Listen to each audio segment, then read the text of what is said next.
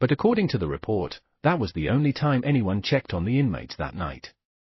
There was even a sign on orange paper posted at the guard station saying mandatory rounds must be done every 30 minutes on Epstein as per God. This was because of worries about his risk. At 10:38 p.m. the report says someone, probably Noel, carries a bundle of bedding or clothes up the stairs. It's one of the few times the video catches movement on the stairs, but it's hard to see. Let's zoom in and play that in slow motion again. Several video forensic experts we talked to were doubtful about the report's conclusion and thought the video might show an inmate walking up the stairs. Authorities say this was the last time anyone went near his cell block until his body was found the next morning. Again, while the video doesn't go against that, experts who looked at the video say the camera's limited view makes it impossible to say for sure that no one used those stairs during that time. On top of this, there are other problems our investigation and others have found. At 11:21 p.m. and 34 seconds, a cursor pops up briefly on screen, showing the video might have been recorded from a camera or screen and wasn't a direct export of the original file. The FBI said it took the prison's hard drive 5 days after his death and released the full raw footage this month. Two experts told CBS News the video's metadata, which tracks how a file gets made and changed, shows it's from 2 clips put together in editing software. Those experts also say the video was edited and saved a bunch of times. Next is the famous missing minute. At 11:57 and 35 seconds, a person shows up on screen from the main door direction. It's probably Michael Thomas coming in for his midnight shift and taking over from the staff member who worked from 4 to midnight. Noel was starting a second 8-hour shift. From then on, only Noel and Thomas were working during the key time when Epstein is thought to have died. At 11:58 and 58 seconds, the video jumps to midnight and the video size changes a little.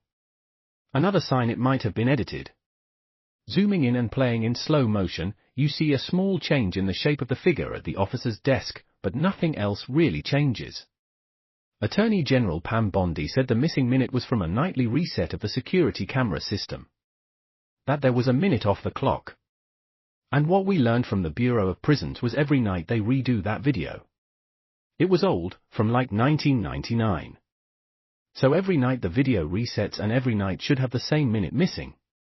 So we're looking for that video to release it too, showing a minute is missing every night. That extra video hasn't come out. And a government source told CBS News the FBI and other agencies have the full unedited footage. Why the FBI didn't release that isn't clear and they didn't comment. Importantly, the Inspector General doesn't mention any missing minute when their team looked at the video. We can guess the male staffer on the 4 to midnight shift left during the missing minute based on the report, leaving just Noel and Thomas. But that's not seen on camera. There are serious issues with the government's investigation and what witnesses said. So, after all that, I think the biggest clue, which really adds to the mess, never mind the actual security guard who worked that night and posted anonymously that he thinks he got switched out, is this difference. The FBI analysis at 10:39 says a flash of orange looks like it's going up the L-tier stairs and could possibly be an inmate escorted up there. But the actual IG analysis in the 2019 report says all inmates are on lockdown. It is possible someone is carrying inmate linen or bedding up the stairs. That flash of orange, ladies and gentlemen, is always going to be the confusing part of this whole thing. Who helped him? Why? Well, we have one hint right here. I want you to check out this clip. This is a hot MIC moment from ABC's anchor Amy Robarge back then. This was in 2019 after he was, killed, etc., admitting this on camera between segments. You got to watch this. It's amazing. I've had the story for 3 years.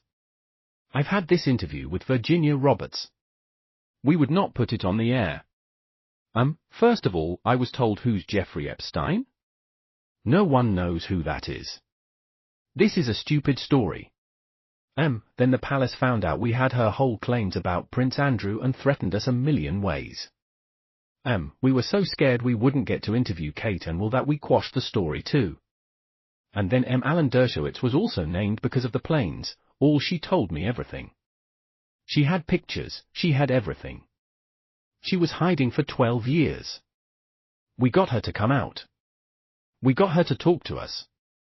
It was unbelievable what we had. Clinton, we had everything. I tried for 3 years to get it on air to no luck. And now it's all coming out and it's like these new revelations and I freaking had all of it. I'm so mad right now. Like every day I get more pissed calls. I'm just like, oh my god, what we had was unreal. Other women backing it up. Hey. Yep. Brad Edwards, the attorney 3 years ago, saying like there will come a day where we realize Jeffrey Epstein was the most prolific in this country ever known. I had it all 3 years ago. I mean, this is like the big story in pop culture, American culture, world culture. You know, people think Elvis is still alive. People think Hitler is still alive. People think all sorts of celebrities, Jim Morrison, they say he might be still alive. How many people have faked their own death to get away from stuff? I mean, some of the people in Nuremberg trials, these guys like I think it was Goering, who was it? Somebody was Fu. ND years later in Argentina, living a full life. I can't remember. Some of these high-profile Nazi officers were found in Argentina 30, 40, 50 years later. I mean, this is so crazy. Here's my question to you guys. What do you think? Give me a Y for yes. Give me an N for no. Is Epstein still alive? I can't wait to hear from you. Please tap that thumbs up if you love America. We're trying to make common sense go viral. You can even do it with your TV remote if you're watching on TV. I can't wait to hear from you. Here's my full playlist right here. Go check it out if you want to catch up on everything. Tap my face right here to subscribe and follow. It doesn't cost you a thing. And as always, may God bless you and may God bless the USA and all who defend her. I'll see you soon. So, it seems really clear that we don't know what's happening. And wait till you see what I'm going to share right now that proves even more in the craziest way that Epstein might still be alive.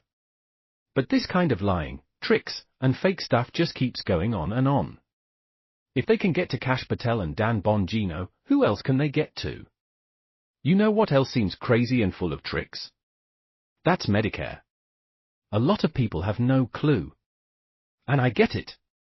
Anything medical is really confusing, especially coverage.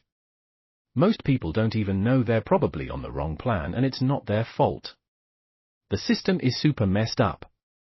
People are often paying thousands more for Medicare than they should because they got bad advice. That's why I've teamed up with Chapter. This is a free help for my audience. They've already helped tons of my listeners save thousands on coverage. They're not salespeople. They'll even tell you, hey, you're actually on the right plan. You can keep your doctor. It's totally free. They're fair. Check out these comments. One viewer says, I just signed up with Chapter. I was on the phone with the guy for close to 2 hours. It was an amazing process. The most honest Medicare call I've ever made and no broker fees, just good, honest information. Great share Professor Nez. And then Teresa says, I just got off the phone with Chapter. Was able to save over $1,000 a year by calling them. Thanks, Professor Nez. So do yourself a favor. Call this number right now.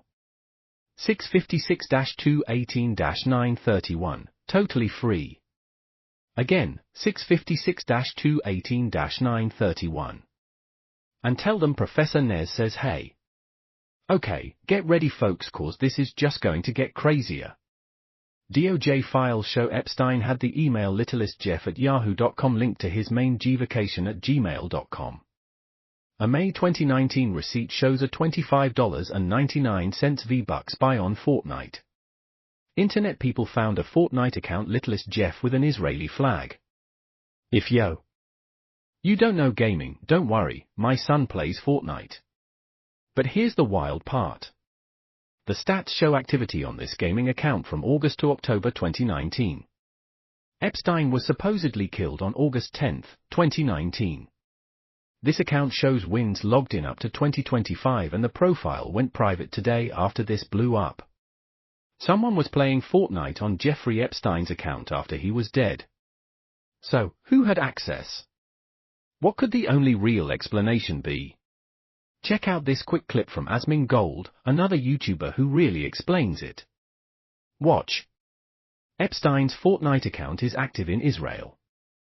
No, Fortnite tracker. We have it right now. Let's pull it up. The profile just got made private. And this is littlest Jeff with gvacation@gmail.com. It could be a troll, but how could it be a troll if they set it up so far ahead? The account isn't new. It was found. This is Epstein, isn't it? Dude, who is this guy? Someone posted the photo without the beard on your Discord. Guys, just a bit of background. Bill Gates got him banned from Xbox. He actually got his Xbox banned. He was banned from Xbox for bullying or harassing other players. But the main thing Asmongold said, full credit to him, this is actually a troll or some weird person who hacked his account. How would they know to hack it that far ahead if it was used in May 2019 to October 2019, way after he killed himself? This is not a fake account. It was discovered. Tell me that doesn't say it all. So I ask you guys, can we not think there's a really good chance, way over 50% that this guy is alive? That this guy is living in Tel Aviv, maybe Israel, and playing video games. Maybe he's got a secret account on Twitter and trolling people. So let's just say everything we found turns out true and it is real. This guy's living in Israel playing video games. He got switched out, based on that guard's anonymous post. On 4chan and all this growing proof. Let's just say it's true. He's still alive.